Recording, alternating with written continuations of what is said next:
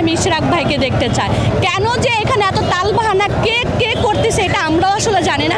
তা আমি চাই প্রধান উপদেষ্টা ইউনূস সাহেবকে বলতে চাই, আপনার যারা উপদেষ্টা আছে তাদেরকে তালবাহানা বন্ধ করে নগর পিতা ইশরাক ভাইকে বসানোর ব্যবস্থা করে দেন। আর যদি যতক্ষণ পর্যন্ত আপনি ব্যবস্থা করে দেবেন না, আমরা পাবলিক হিসেবে, আমরা এই জনগণ হিসেবে 18 কোটি মানুষ আমরা ইশরাক ভাইয়ের সাথে আছি, ততদিন পর্যন্ত আমাদের এই আন্দোলন আমরা চালিয়ে যাব। তারা কোটা আন্দোলনের উপদেষ্টা যদি তাদের অধিকার থাকতে তাহলে আমরা কি বাংলাদেশে বাইশে আইছি?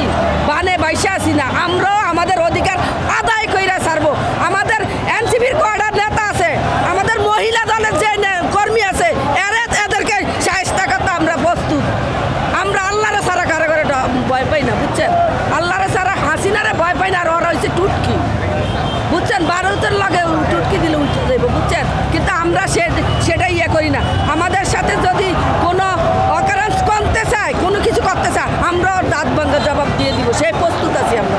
আমাদের সিনিয়র নেতারা যে কঠোর থেকে কঠোর অবস্থান নেবে, আমরা প্রতিটি অবস্থানে আমরা অংশগ্রহণ করব এবং রাজপথে আমরা পড়ে থাকবো যতক্ষণ পর্যন্ত আমাদের ইশরাককে মেয়র পদ বুঝিয়ে না দেওয়া হবে, ততক্ষণ পর্যন্ত আমরা রাজপথে আন্দোলন করে যাব।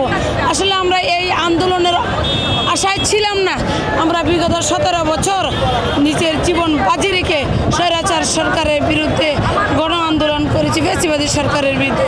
স্বৈরাচার সরকার আমরা যেটি বিদায় করেছি, ইনশাল্লাহ জনগণকে সাথে নিয়ে গণ আন্দোলনের মাধ্যমে এখন আমরা এই অবৈধ আসিফ তুমি কি নির্বাচন করে ক্ষমতায় বসেছ? তুমি এত বড় বড় কথা বলছো কিভাবে? কয়দিন রাজপথ আন্দোলন করেছো?